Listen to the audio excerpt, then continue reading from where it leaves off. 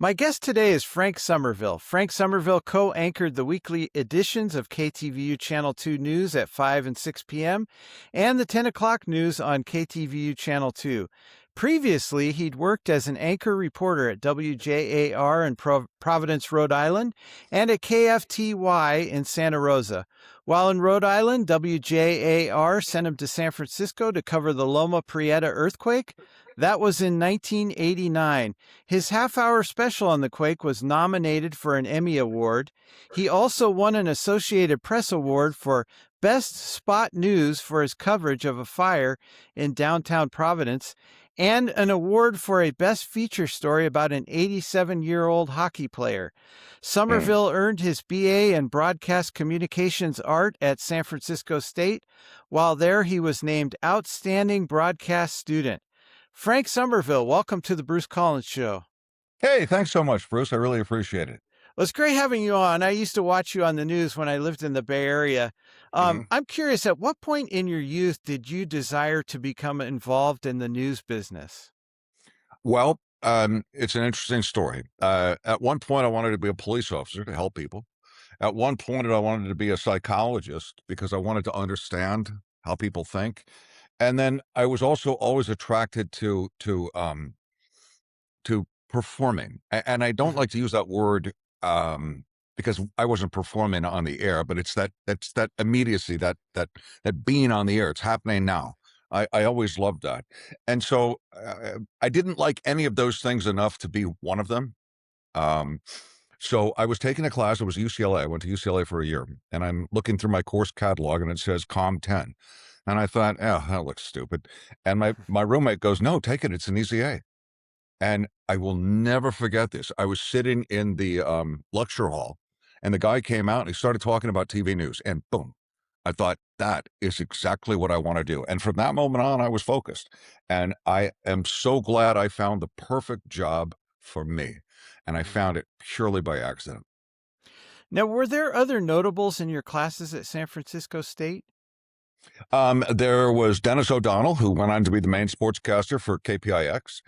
There's another woman, I can't remember her name offhand, but she was a main anchor in San Diego. And I'm sure there are others, but those are the first two who come to mind. Years ago, my brother went to the U of A, and who was one of his classmates? Steve Kerr. Oh, yeah? Yeah. Cool. So, is the television news media, is it a tough business to break into, or is it a revolving door? It's a little of both.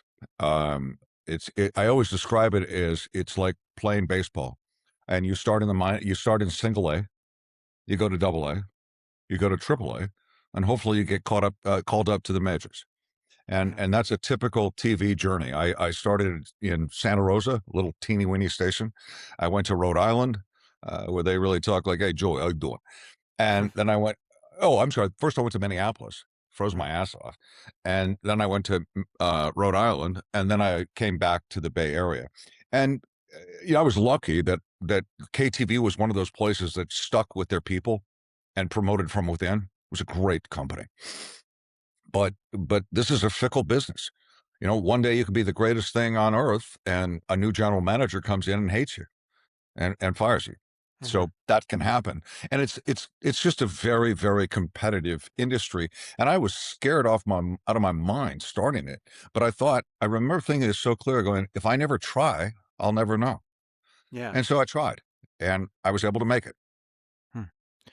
Where does the Bay Area rank in terms of market size? I would think it would be number 3. I'm thinking New York, Los Angeles, and the Bay Area. But where? No, I think it's now like number 8. It goes New York, Chicago, L.A., Washington, D.C., I think. We're a top 10 market. So anytime you're in a top 10 market, that's a big deal. So we're still a top 10 market, but we're not as high as we used to be. I think we used to be number 5. Interesting.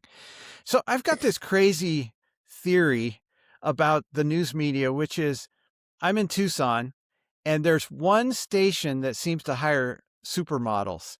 And obviously I watch that network.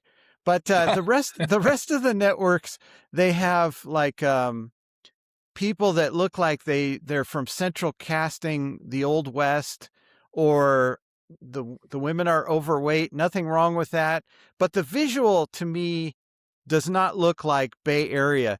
Is there a visual part of TV where attractive people move to the larger markets, would you say? You know, yeah, I'm not going to lie. Of course there is. Um, but that's disappointing to me.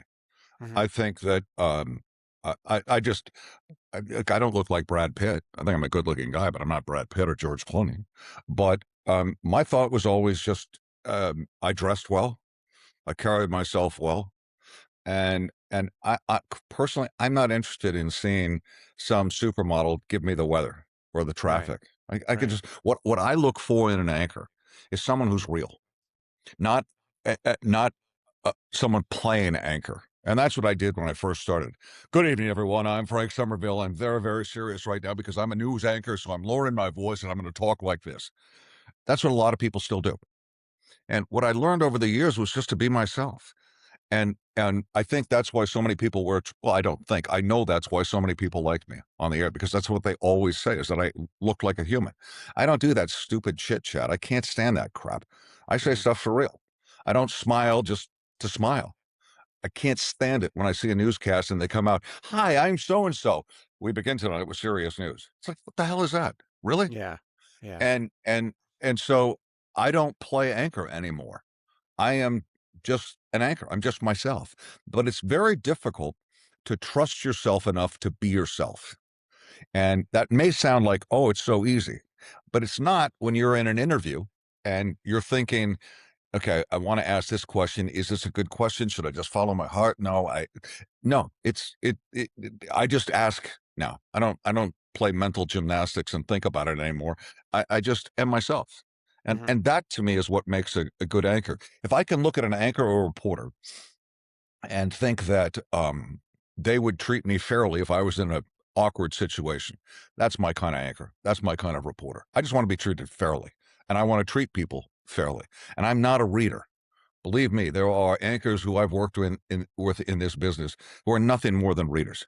They yeah. could care less, and that is so disappointing to me because I think they give people like me a bad name. I would think though that you're describing something that's sort of intangible to the viewer, and Mhm. that is you're communicating the news whereas someone else is reading it. Do you think that shows up in the ratings? Oh hell yeah! I was number one for 30 years. I Mhm. absolutely believe that. And those are the kind of people who I like to watch. Um, I mean, I think I grew up in the era where it was Dan Rather, Tom Brokaw, Peter Jennings, and Ted Koppel. I can't think of four better people to watch anchoring than those four. They were outstanding, especially Ted Koppel, and he was just himself. And Mhm. those are the kind of people I'm not interested in someone going, hey, so the weather's great today. Let's go to our chief meteorologist, Bill Martin. Hey, Bill, great day today, wasn't it? Wow. Great day to be alive. I mean, I don't do Yeah. shit like that. Excuse the language. Meanwhile, you find out that those people may not even like each other in real life. Oh, I can tell you for a fact that was the exact case at Channel 2. Leslie Griffith couldn't stand Dennis Richmond. Yeah. Elaine Corral couldn't stand Dennis Richmond, and Dennis Richmond couldn't stand either of them. Mhm. But for me, when I was working as a 10 o'clock anchor, our team was great. We all liked each other. We all kidded each other. Yeah. We would say anything to each other. It was great. And Yeah. and boy, do I miss that, man. There was just a great crew to work with. Now you mentioned the Dan Rather era, but going back before that, because I know you're old enough because I am, Walter Cronkite, wasn't he awesome? I don't really remember watching Walter Okay. Cronkite. I didn't really start watching the news until it was Dan Rather and the other three I mentioned. Mhm. So yes, Walter Cronkite was phenomenal. And he was himself. You could tell he was himself. Yeah. Remember the time when he wiped a tear away when the president died? I Yes. thought that was, and that was real. And Mhm. there's nothing wrong with being real. That Right. endears people to you because they went, God, that dude was real, man. I like that guy. Mhm. Not as a sad story today. It's so tragic. I mean, really, that doesn't Yeah. look real at all. And it just looks like you're going through the motions and saying what you're supposed to be saying, which is, this is tragic and it really makes me sad. I mean, come on. I've seen some podcasters where they open up every show where they're laughing, and I'm thinking they can't be that happy. Now, Frank, uh, so today we have, I would say, weaponized networks almost, where they either lean to the left politically or they lean to the right. Is there a danger that both forms of news become propaganda? Absolutely. Um, I, I, I, I, I want someone who's just in the middle because that's where most of us are. I'm Hmm. not interested in listening to the stuff on Fox. I'm not interested in listening to stuff on MSNBC. Um, I and I mean, what's left is CNN, which honestly, I don't even watch TV anymore. I read Hmm. the New York Times, the Washington Post, the San Francisco Chronicle, and the Guardian. That's where I get my information from. Hmm. And and I'm just not interested in watching a panel discussion. And I know this for a fact. On CNN, when they have a Republican, they always have all these Democrats and one token Republican, and they tell that Republican, "Stay in your lane." Hmm. What kind of shit is what is that? Sorry, the Yeah. language. No, What that's is okay. that? Stay in your lane. How can you have a real discussion if you're telling people to stay in their lane? I mean, Right. I can't stand that. And I'll tell you something the Guardian did the other day. I I get really disappointed when I see bias creep up because bias is really sneaky and you can't eliminate bias until you realize it's there. Um, when President Trump said he was going to have a blockade in the Strait of Hormuz, he said that. But the Guardian headline was President Trump claims that he's going to set up a blockade. Now, why would they say that? The president said he was going to do it. Hmm. Claim is a biased word. It's kind of like, well, he claims he's going to do it, but that doesn't mean he is. And I was so disappointed in The Guardian for that because I think they're better than that. But somehow that slipped through. Hmm. And another time, The Guardian posted a picture of a really unflattering picture of President Trump on just a general story. And I thought, why would you do that? We know Yeah. exactly why they did that. They wanted to make the president look bad. Hmm. There's a million pictures you can choose from. And I would say this is if it was a Democrat too. It's just Right. wrong. It's Hmm. wrong to let the opinion come in. And bias again is very sneaky. You can't eliminate it until you realize that it's there. And in those two cases with the Guardian, I think that was unconscious bias. Yeah. Or maybe it was conscious bias, which is even worse. I want to ask you about Eric Swalwell, the governor candidate who's just stepped down. He, I have a crazy conspiracy theory, just a theory, and you can tell me if you think this is way off. Mhm. But I think everybody knew about Eric Swalwell and maybe couldn't prove it, but I think he was losing. He was, or I should say, I think he was polling badly in California. Governor Newsom was very charismatic. Whether you supported him or not, he had a personality. Eric Swalwell, to me, seemed to lack that. And I don't think he was polling very well in a state that is overwhelmingly Democrat. And I could see the Democratic Party talking to the media and saying, hey, there's this information about him. Does that ever happen? Not necessarily in this case, but has that ever happened in your experience? It's never happened to me, but I'm Uh-huh. sure that that goes on. And I've been reading more and more about Eric Swalwell because it's amazing to me that 3 days ago he was in Congress and running for governor, and now he's completely out. Uh-huh. And I remember meeting him once, and he's a little guy, and he had a very tall, glamorous looking wife or girlfriend. And I remember that struck me as odd. I just thought, this is a little man who has a little man complex and wants to be seen with models. That was just Uh-huh. my impression. I don't know if that's true or not, but that was my impression. And I think everyone knew from what I read all these rumors about him. And no one stepped up and said anything. And I guess maybe because they couldn't prove it, but I'm so glad that it's finally coming out. And quite frankly, I, as a fellow addict, I know the language. And what he's saying is, yes, I made mistakes. That's his little way of saying, okay, I did some things, but I'm not going to admit anything. I'm just going to say I made some mistakes. I mean, that's gutless. It's just Yeah. gutless. And I know, in my opinion, I have no doubt that he did every single thing he's accused of. And Okay. that's really disappointing because I'm an Eric Swalwell follower. Hmm. Now, I want to take you back a little bit. In Channel 2, there was a tragic incident with Asiana Airlines. So I Mhm. think you know where I'm going with this. Yep. And then on the new news, there was a lady, I won't even mention her name. She unfortunately gave the news and reported the deceased pilots as, you know, sort of racially insensitive names that Well, were no, what she said was, "We too low. Holy fuck." uh, Um, Bing something bang dow. Wong, Yeah. Oh, it's something Wong. something Wong. Yes. Yeah. Um, so I don't know. No one ever said what the real story was, but I'm pretty sure I know what it was. Um, we have a producer at our station who I liked, who had a great sense of humor.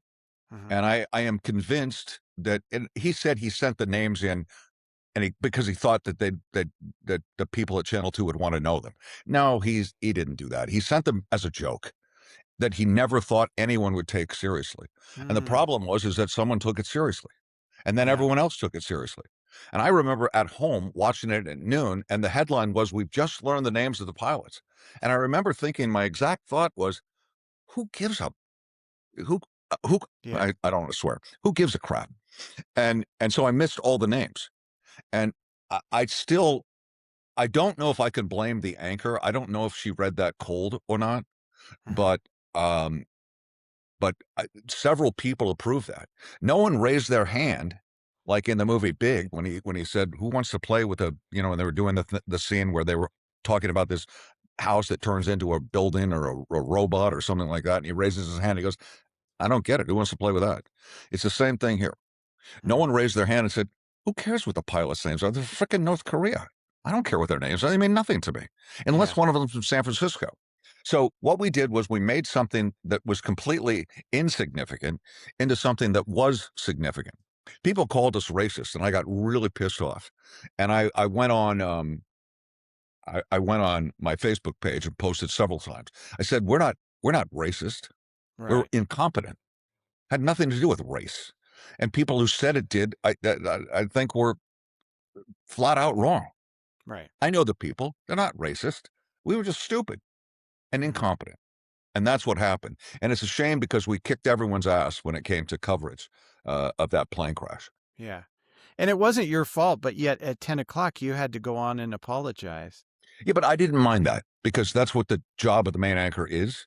And what Mhm. I did was I told the director, I said, "I'm going to read this ridiculous apology, which is just written by an attorney.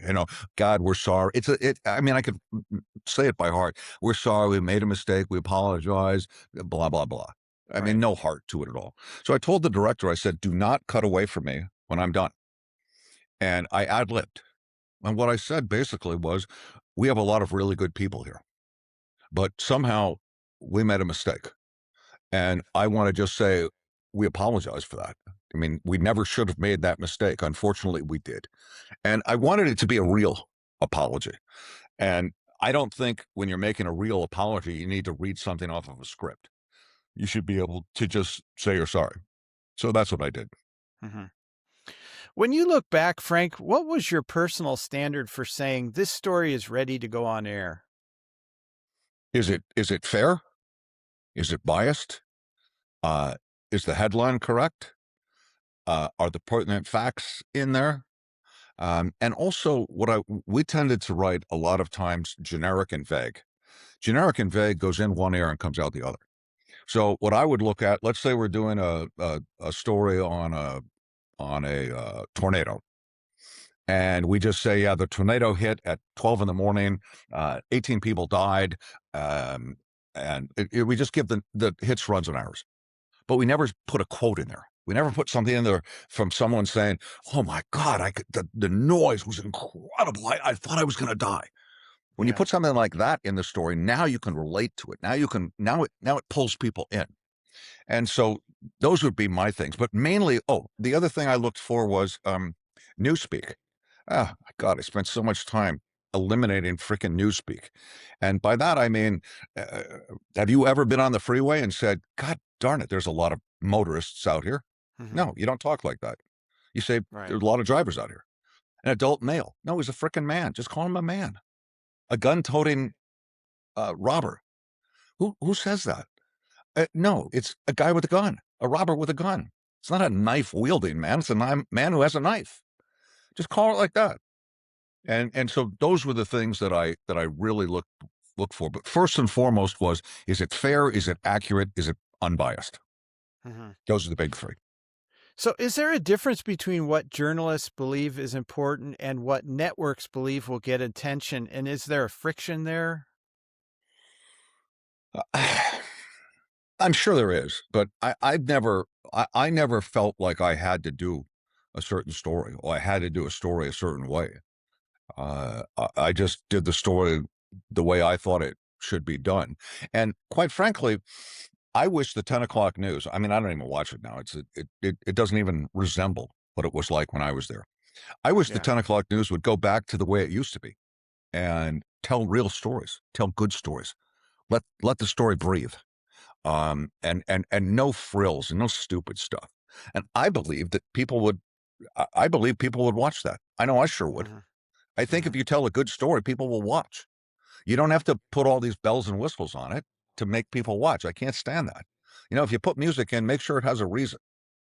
And and if you're doing quick cuts and all that, make sure that there's a reason for that. It's exactly the opposite of 60 Minutes. 60 Minutes tells a good story. That's why people Yeah. watch. And that's why it's Right. been number one. And I've always believed that we don't need people to tell us you've got to have a higher story count. You've got to make the intros shorter. No, we don't have to do that. What we have to do is tell a good story. And I think we've lost that art, quite frankly. Hmm. Yeah. So, how has social media changed the role of a traditional news anchor? Well, um, for me, I'm just speaking for me, it gave me an outlet. Mhm. And so, for example, uh, there were, I remember one year there were 125 killings in Oakland. And I went to 8 different funerals for young black men, women, and a little baby girl who were killed because Mhm. I knew that our story would be, hey, so and so died today. He's the 48th person to be killed this year. Um, uh, Last year at this time, this many people were killed. I mean, that would be our story. Mhm. Nothing about the guy, nothing about his family, nothing about anything. So I would go to those funerals so that I could tell their story because I thought that I wanted to share what their story was. So what if they're a gangbanger? Their life still Right. mattered, Mhm. and I wanted to show that.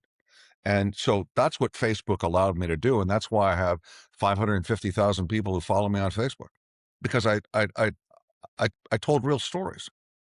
And I don't.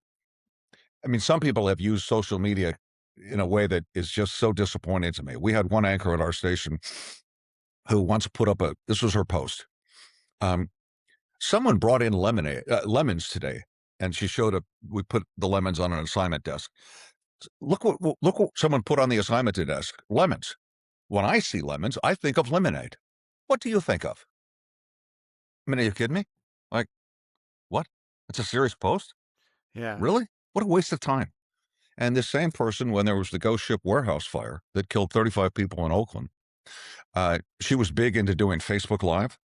So on the 10 o'clock news, I was working with her, and it was not Julie Hayner, it was a different anchor.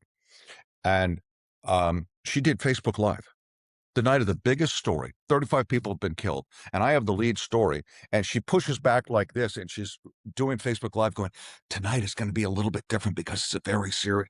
And I finally turned around to her and I said, "Either you put that phone down, or I'm going to take it and throw it across the room."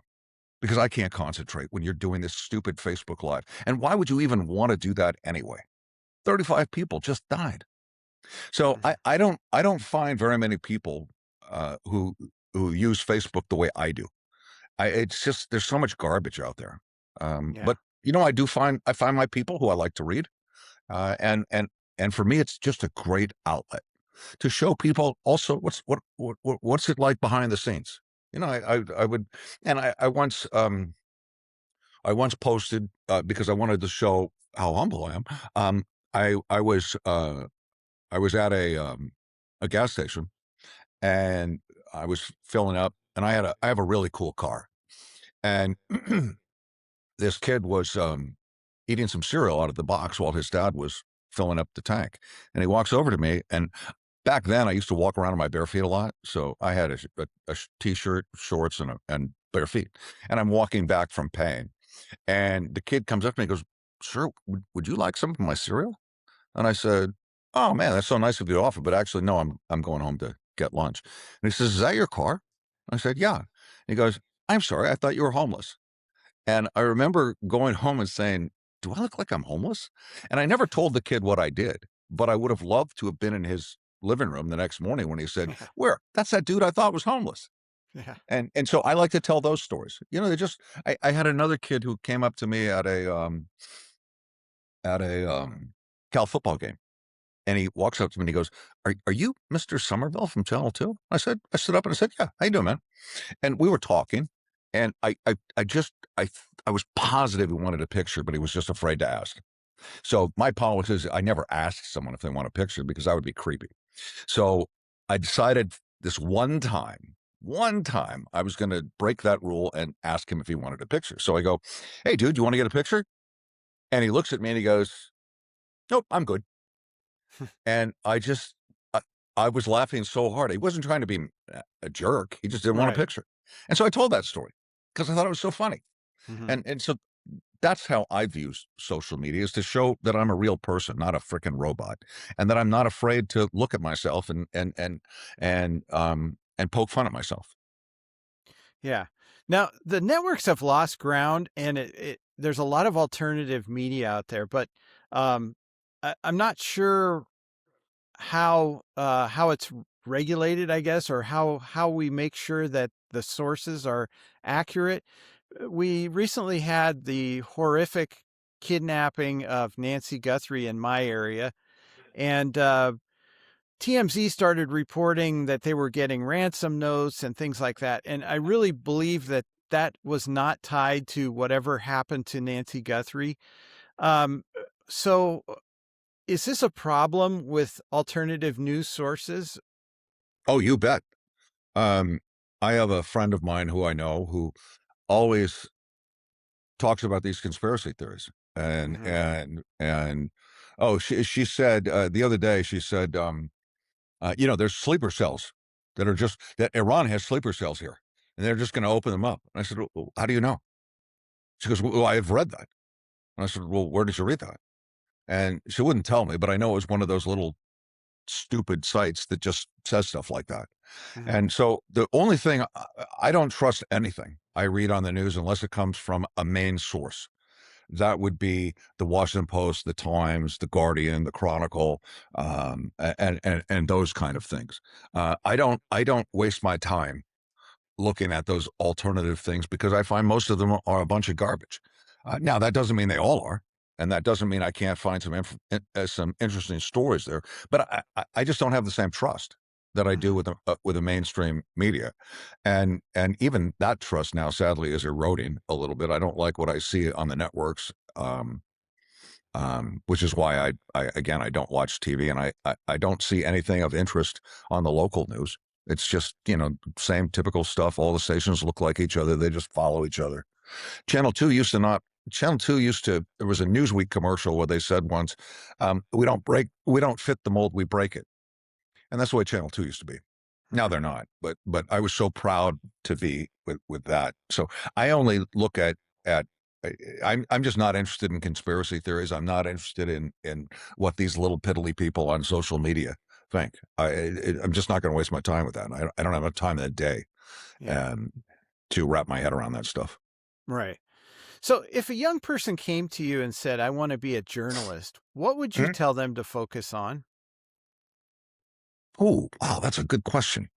Well, first of all, the last thing I would do would be to try and convince them that they don't want to go into this business. What I would do is I would tell them the good things about this business, and I would also tell them about the bad things. And and why would I ever want to try to convince someone not to go into this business?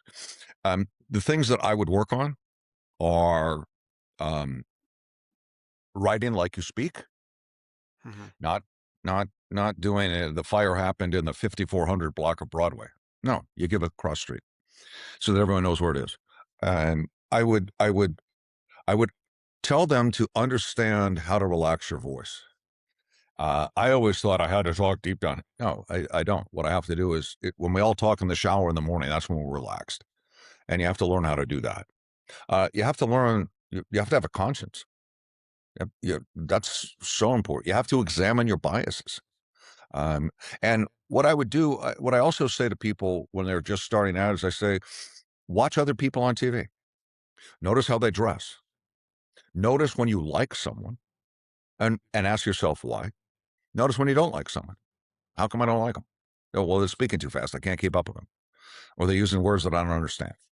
And you don't have to break the bank to look good, but but TV is a visual medium. Mhm. So that means you iron your collar. That means you have a tie that where the knot's straight. It's not crooked like this. It's not loose. You do things like that. So, and I would also say, make sure you're going in this business for the right reasons. Make sure you're going in because not because you want to be on TV, which is what a lot of people just want to do, but make sure you're going into it because you care, because you want to make a difference, because you want to do something real, something good. That's what I would tell them. Hmm. So, is there any chance, and I think you would be great at it, if Frank Somerville ends up doing a podcast? Do you think that's a possibility? You know what? Everyone has told me that, and and I am going to do Good. that. I used to say I'm going to try, but I am. Um, and I'm all of the videos that I do right now are to get that started. I post every day on things about recovery, and I love talking about news. I could talk about news for 3 hours. I mean, it's what I do. It's what I did. It's what I love. So Mhm. I could totally talk about that too. And honestly, I think I'd be a better anchor now than I was then. I was a damn good anchor, even though I was an addict. Um, but now I understand all about recovery. I understand who I am.